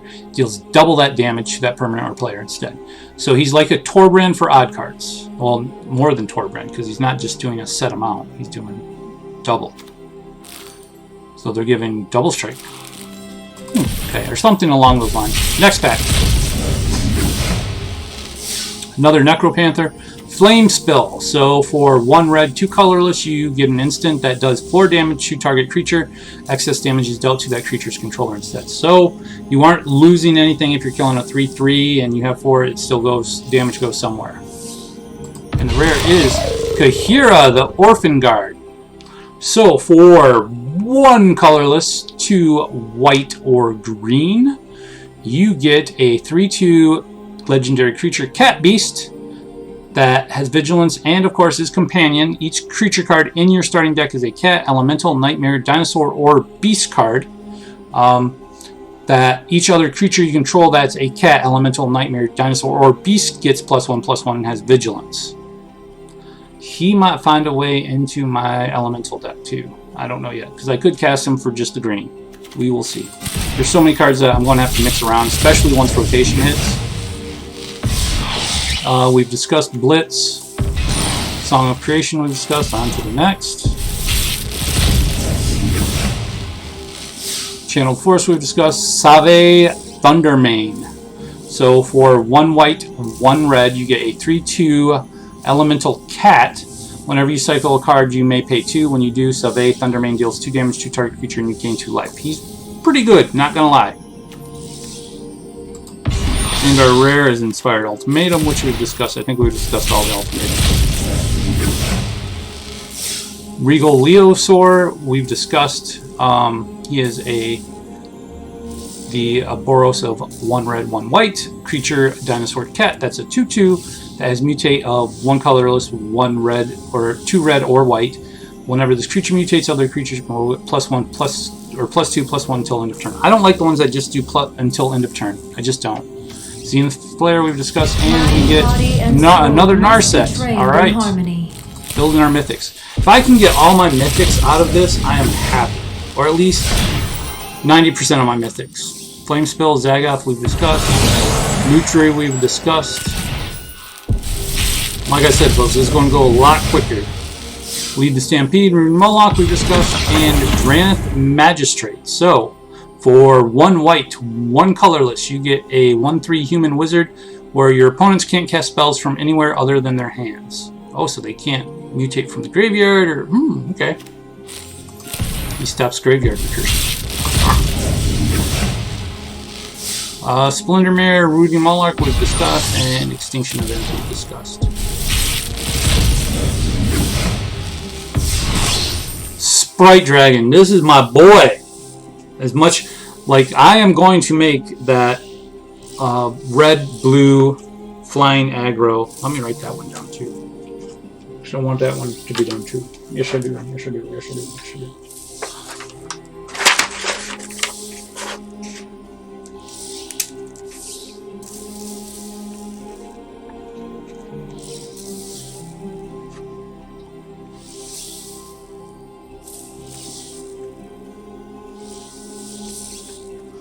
I mean, with Electromancer, a bunch of removal and counter, that's a bomb! But anyways, so Sprite Dragon is a 1/1 for 1 red, 1 blue. That is a fairy dragon with flying and haste. Whenever you cast a non-creature spell, put a +1/+1 counter on Sprite Dragon. I like pumpers. And I got a mythic wild card again. Clash of Titans. So for 2 red, 3 colorless, you get an instant that target creature fights another target creature. That will never ever be played. It is far too expensive. You got so many other cards that do the same effect and don't cost anywhere near as much.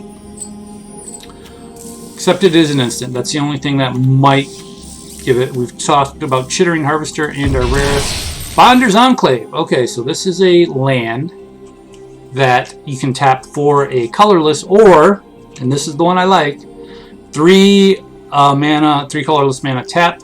Draw a card. Activate this ability only if you control a creature with power 4 or greater. So it's another card draw. I can probably get rid of my what is it, Beastmasters, but we'll see. Alright, we've talked about Fight as One and Ominous Seas. Our rare is Zerga, who we've also talked about. Next, Bastion of Remembrance. So for 1 black, 2 colorless, you get an enchantment. When Bastion of Remembrance enters the battlefield, create a 1/1 white human soldier creature token. When a creature you control dies, each opponent loses 1 life, and you gain 1 life. So again, another life gainer type thing, situational if they time wipe and stuff like that. Insatiable Hemoflash, we've already talked about. So our rare is, there's my general. That's the boy I'm building with. General Kudro of Draenith. So he is a 3/3 legendary creature human soldier for 1 black, 1 white, 1 colorless. That other humans you control get +1/+1. Big bonus there.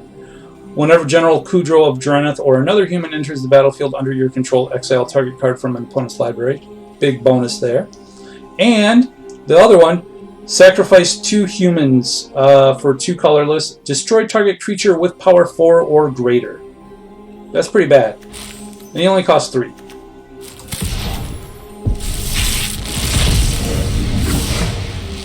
Alright, so we got the Sonorious Howlbounder. We have Trumpeting Gnar. This is another one that I really wish he was an elemental, because he'd fit so well in my Tumor deck. But he is a creature, a 3/3 creature beast for 1 blue, 1 green, 1 colorless. That mutates for 3 colorless, 1 blue, or 2 blue or green. That whenever this creature mutates, create a 3/3 green beast creature token. So he is a Simic, like he basically is a Night Howl ambusher, just not with the power and toughness. And we get the Genesis Ultimatum. So yeah, we talked about this one already.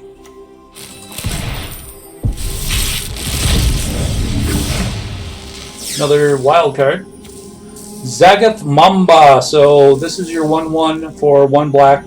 That whenever this creature mutates, target creature an opponent controls gets -2/-2 until end of turn. Sea-Octopus we talked about.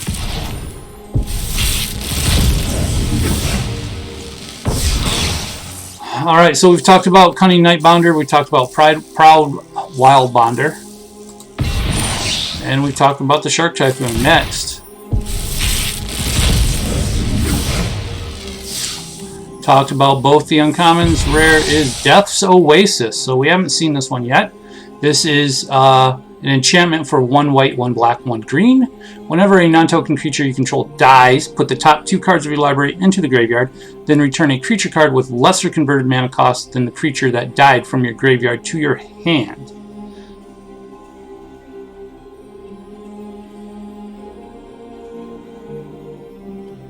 Okay, so this one's going downward, which kind of sucks. 1, sacrifice Death's Oasis. You gain life equal to the greatest converted mana cost among creatures you control.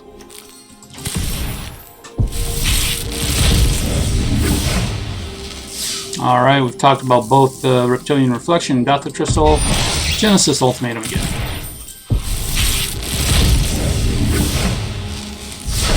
We got a new one. Pollywog Symbiote, which is, I believe, the Baby Godzilla card. So for 1 blue, 1 colorless, you get a creature frog that is a 1/3.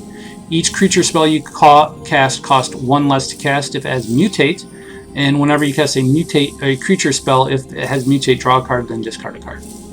I like the draw card. I don't like the discard card. I don't think he's good. Oh, there's the Colossification. So yeah, if you guys haven't read this card, you, for 7 mana, 2 green, 5 colorless, you get an enchantment aura that enchants creature. When Colossification enters the battlefield, tap enchanted creature. Enchanted creature gets +20/+20. So they have 1 turn to respond. Or maybe multiple, because it doesn't give them trample. It needs to give them trample for that kind of stuff. But I'm sure people will try to build decks around me and be like, haha, I killed you with classification. I'd be like, haha, you're a douche. Valiant Rescuer. So for 1 white, 1 colorless, you get a 3/1 human soldier that whenever you cycle another card, or for the first time each turn, you create a 1/1 white human soldier creature token, or you can cycle it for 2. And the rare is Umari. I like this guy too. So for 2 colorless, 2 black or green, you get a 4/5 legendary creature Ooze that has Companion, where each non-land card in your starting deck shares a card type. As Umori, the collector enters the battlefield, choose a card type. Spells you cast of the chosen type cost 1 less to cast. So you could choose creature, right? Okay, there you go. You can choose legendary. Make a deck of all legendaries. I don't know. It has potential. On to the next. Zenith Blair, wild card, and Whirlwind of Thought. Whenever you cast a non-creature spell, draw a card. We've talked about that. General's Enforcer, Pouncing Shore Shark, and another Mythic and Kahira, who we've talked about. General's Enforcer, Clash of the Titans, and Classification, which we just had. Yeah, we're going to go through the rest of these probably pretty dang quick, guys. Skull Prophet, Primal Empathy, and Zagoth the Triome. Back for more, Sonorous Howler. Kogla, the Titan Ape. Alright, so the homage to King Kong, right? For 3 colorless, 3 green, you get a 7/6 legendary creature ape that when Kogla, the Titan Ape, enters the battlefield, it fights up to 1 target creature you don't control. Whenever Kogla attacks, destroy target artifact or enchantment defending player controls. And for 1 colorless, 1 green, return target human you control to its owner's hand. Kogla gains indestructible until end of turn. So a lot of abilities on King Kong. Fight as one, Necro Panther, and Slitherwisp, so another new one. So for 2 black, 1 blue, you get a 3/2 Elemental Nightmare that has Flash. Whenever you cast another spell that has Flash, you draw a card and each opponent loses 1 life. That's pretty good. Not gonna lie, that's pretty good.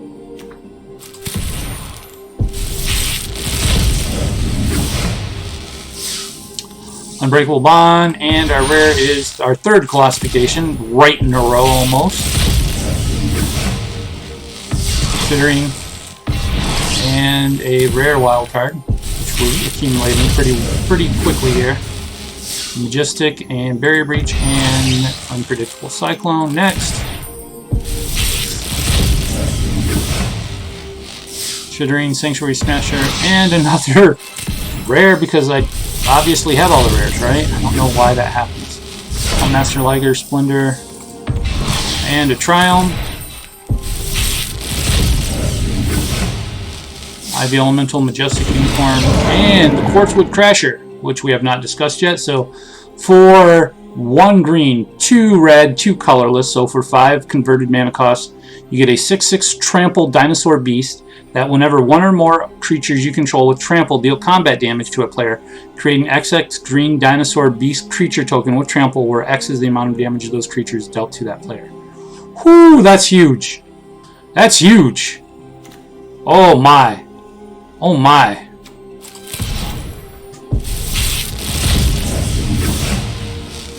Zenith Blair Wild, and my 4th classification. So we're done with classification. Better not give me another classification. Monster Sub Titanith Rex and Dirge Bat. That's either my 3rd or 4th Dirge Bat too. Bastion and Boon and Hunted Nightmare. Alright. Flourishing Zenith and Whirlwind of Thought. We are now 2/3 of the way done, guys. 50 more packs to go after this. And another Mythic Wild, yay!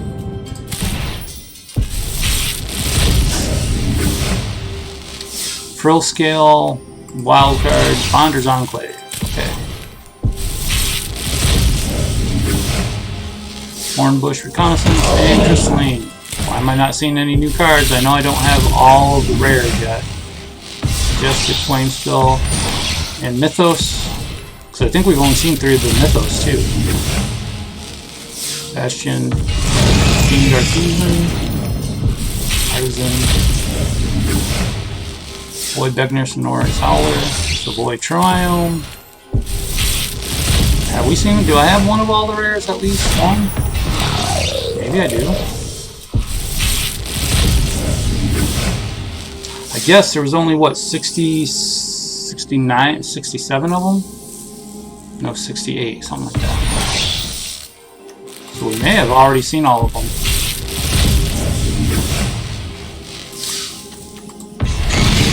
And yes, more of those guys.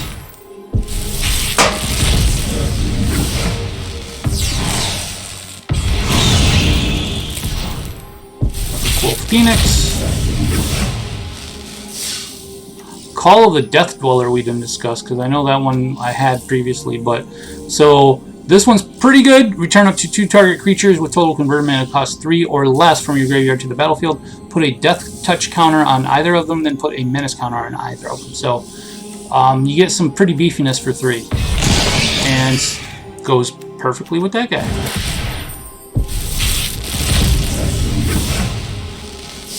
Neutralize. Eerie Ultimatum. I don't know if we discussed this one. So for 2 white, 3 black, 2 green, you get return any number of permanent cards with different names from your graveyard to the battlefield. That's pretty good. But you'll never be able to cast it because mono red will beat your ass every time. And Mythos of Mithroi again. That should be my 4th one of those. Master Zagoth. The Uzalith. So I know I've had the Uzalith. I don't think we've discussed it though, but really good with the Crystalline Giant. 1 colorless mana for a legendary artifact, the Uzalith. Whenever a creature you control leaves the battlefield, if it had counters on it, put those counters on Uzalith. So that includes +1/+1, trample, flying, whatever, first strike. At the beginning of combat on your turn, if the Uzalith has counters on it, you may move all counters from the Uzalith onto target creature. So you have to move all of them onto 1 creature. But the thing is, if they kill that creature, then they all go back to the Uzalith, so it's not bad. It recycles all your counters. Ooh, how did we get a first-time uncommon? That's weird. Okay. Auspicious Starix. For 1 green, 4 colorless, you get a 6/6 Alkebeast that mutates for 1 green, 5 colorless. Whenever this creature mutates, exile cards from the top of your library until you exile X permanent cards where X is the number of times this creature is mutated. Put those permanent cards onto the battlefield. Pretty solid. There's Vadrix, Apex of Thunder. I think that's the only Apex we haven't seen. So for 1 white, 1 blue, 1 red, you get a legendary creature, Elemental Dinosaur Cat. That has flying, first strike, and mutate of 1 colorless, 1 white or blue, and 2 red. Whenever this creature mutates, you may cast target non-creature card with converted mana cost 3 or less from your graveyard without paying its mana cost. Pretty good, pretty solid. He might find his way into my elemental deck because he is an elemental, and I could keep getting Risen Reefs back that people like to kill.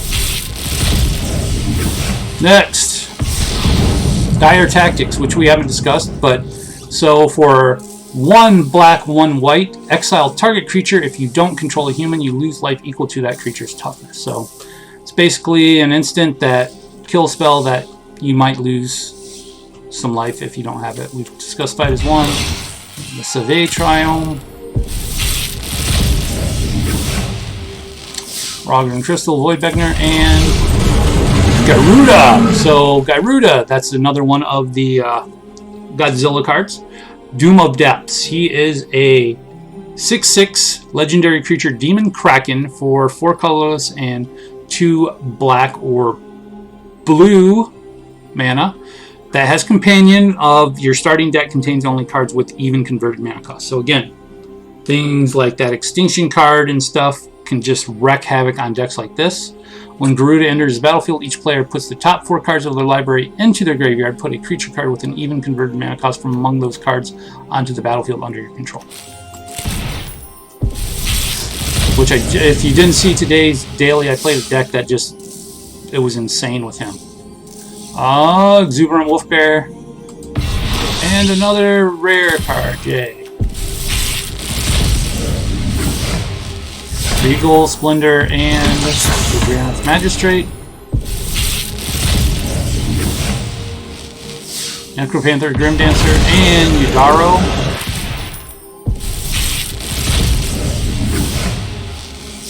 Valiant, Regal, and Kahira.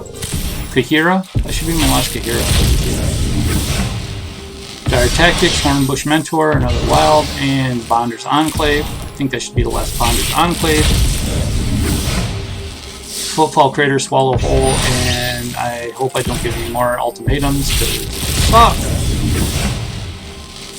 Zagoth and a Wild, and Slither Wisp, which I'll take. Call and Alert, and ooh, there's a Luca finally. Luca, Coppercoat Outcast. Okay, so for 2 red, 3 colorless, you get a 5 loyalty legendary planeswalker Luca. Exile the top 3 cards of your library for a +1. Creature cards exiled this way gain. You may cast this card from exile as long as you control a Luca planeswalker. Exile target creature you control, then reveal cards from the top of your library until you reveal a creature card with higher converted mana cost. Put that card onto the battlefield and the rest on the bottom of your library in any order. So for -2, you get to kill a creature and get a bigger one. For -7, each creature you control deals damage equal to its power to each opponent. Oh wow, get some fatties out with that, right? I mean, if you can keep them out for 2 turns and then go ballistic with that, not bad.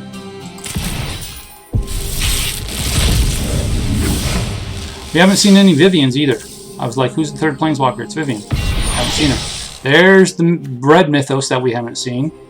So Mythos of Vadrock for 2 colorless, 2 red, sorcery. Mythos of Vadrock deals 5 damage divided as you choose among any number of target creatures and or planeswalkers. If white and blue mana was spent to cast this spell until your next turn, those permanents can't attack or block, and their activated abilities can't be activated. Okay.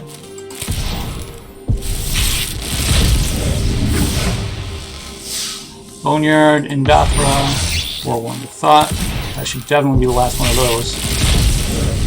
They're not going to give me any Vivians. Watch this shit. She's like the main character, and I'm opening 150 some packs, and I'm not going to see Vivian at all. Ikoria, Triumph. Monstrous, Sonorius, Kaluga.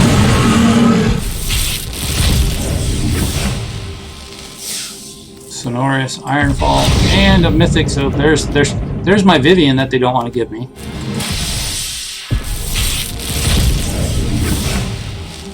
Insight and Ikoria, and another Lurus, so that's at least 3, which is probably pretty much all I need for the deck with him. Alright, we're down to the last 20, so let's count them down here, guys. 20. Splendermare, Stormwind, and ooh, Emergent Ultimatum. We didn't get to see this one. 2 black, 3 green, 2 blue for a sorcery that search your library for up to 3 mono-colored cards with different names and exile them. An opponent chooses one of those cards. Shuffle that card into your library. You may cast the other cards without paying their mana cost. Oh, okay.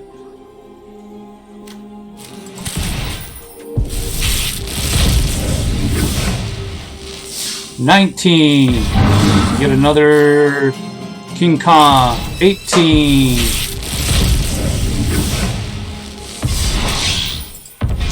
Get another Umori. $17. We get a Last Extinction event. 16. We get another Eerie Ultimatum. 15. Quit giving me ultimatums. We get another Evercoral Phoenix. 14. Let's see if any of them give me a Vivian. I've only got 1 Lutra too, so. Uzalith. 13.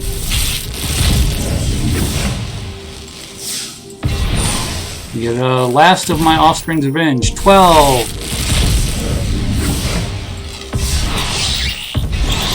We get the last Dirge Bat.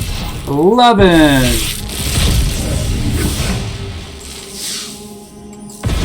We get a Quartz Whip Crasher. 10. We get a Lava Brink Venturer. 9. Another Lava Brink, so that should be the last of my Lava Brinks, because that's at least 4 that I have all together. 8. Sea-Octopus. I think that might be the last one of those. 7. Another Gem Razor. 6. Watch, no Vivian, guys. No Vivian. Wonder how many I didn't get. I'm just curious. Another King Kong. 5.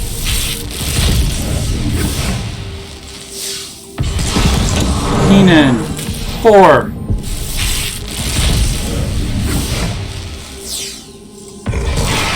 Ooh, this is one that we didn't get. So Fronlin Felidar for a 2 colorless, 1 green, 1 white. You get a 3/5 cat beast that has vigilance. Creatures you control with vigilance have 1 tap target creature. Okay. 4. 3. We're at 3. Another ultimatum. Yay. 2. No Vivian. Kogla.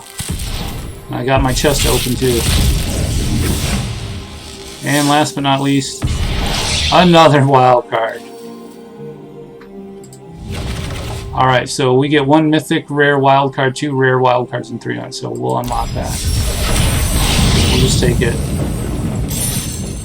So now, no, I don't want to look at my profile. I want to look at my decks, which I don't even really want to look at. I want to look at my collection. New. Yeah, I know. So let's look at not collected mythic rare for Ikoria Lair. Yeah. So, wow. So there's 6 cards I didn't get any of. Vivian I knew was 1. All right. Mythos. I knew we were missing 1 Mythos. So Mythos of Stacks. I didn't get any Mothra, which is one that I seriously wanted. Riel the Everwise. Cheville, Bane of Monsters. And Ghidorah, King of the Cosmos. My Tamura one, of course. Flying, Trample, Mutate whenever there's exile cards from top of your library until you exile non-land permanent card. Put that card onto the battlefield or into your hand. So, mythic, rare. I didn't get any of that rare, which is weird. Mythic. So in order to get all of them, let's see, it'd be what? 1, 2, 3, 4, 5 times 4, 20 mythic cards. Did I get 20 mythic? I have 19. And then 4 rare. So I'm not worried about why couldn't they give me less freaking. So those are the ones I didn't get at all.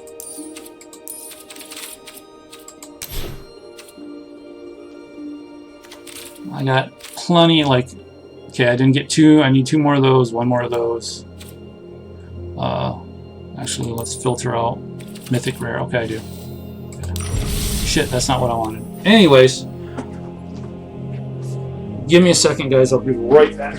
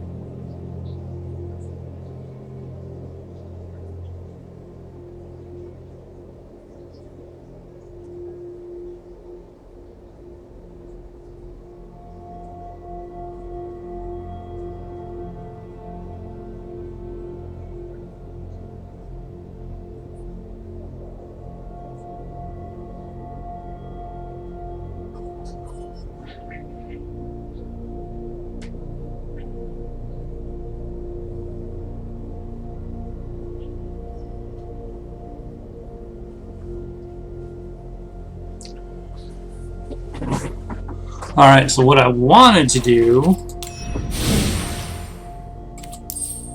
was look at how many more I still needed of rares. Like that's done. I still got one more Sea Dasher, one more Hunted Nightmare. Done. I got all the Batra. I don't know how I got all the Batra. Oh, that's the... I'm looking at the picture and I'm like, wait. It's the Dirge Bat extinction event. Need one more Everquill Phoenix. 3 more Luca. 2 more Unpredictable Cyclone. 2 more the Yidaro. Yeah, the freaking turtle. 2 more of the Gem Razor. 3 of the Mythos of Aluna. There's going to be a lot of these that I'm not going to pick up. Like, I got 4 of my Kogla, 4. I need 2 more of these guys, which I'll pick up right now.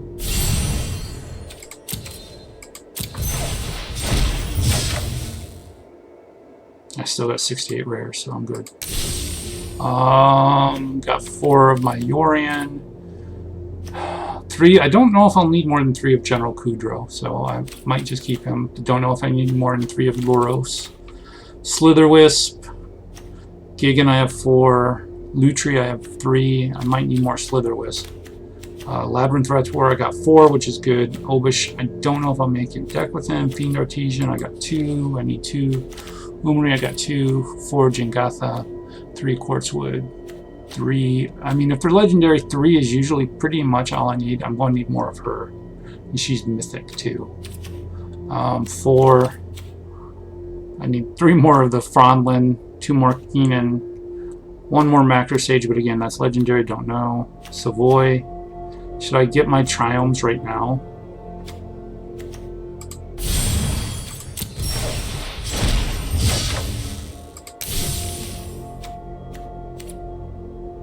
King Caesar, I might want more of. Oh wait, that's Snapdax. I don't know if I want him. 4 of the ultimatums, of course. Might as well craft my last.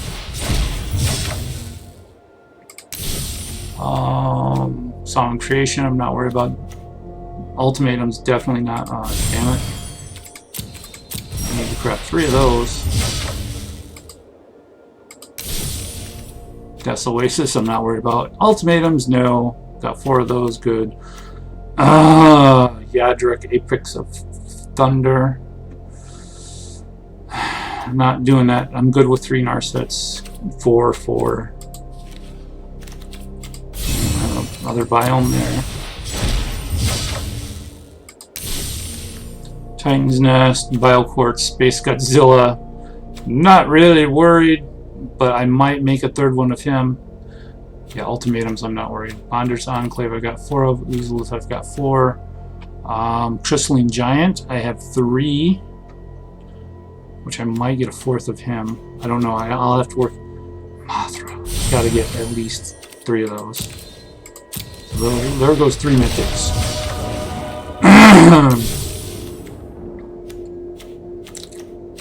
Mythos of Snapdex, I'm not worried about. Mythos of Aluna. Ferocious Great Shark. Shark Typhoon. Mythos. Vivian. I guess let's use 3.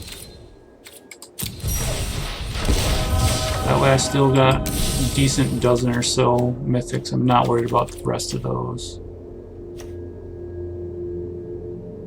Apex of Wishes is the one that I can get to see. Oh, and this guy. He's badass. He got 1. But I mean, we still got. If we look at our mastery, we still got what? 1, 2, 3, 4, 5, 6, 7, 8. 9, 10, 11, 12, 13, 14, 15, 16, 17, 18 more packs of Ikoria to open. So that's quite a bit still.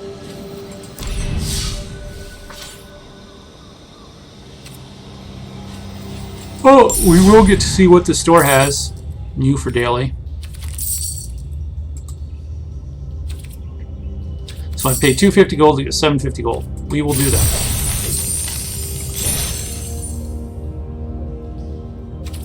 And then some junk.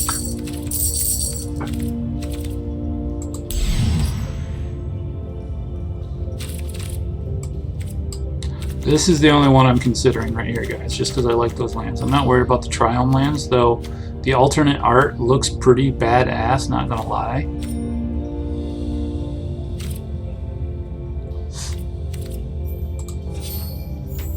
Clown here's on. Alright, well, that is it for our Ikoria opening. Checking out Rares Mythics and seeing the total. Spending a few cards to get what I wanted. I still got a lot of rare cards and tons of uncommons, commons. Thanks for joining in. Please, if you can, leave a like. Subscribe to the channel, most importantly. And leave comments.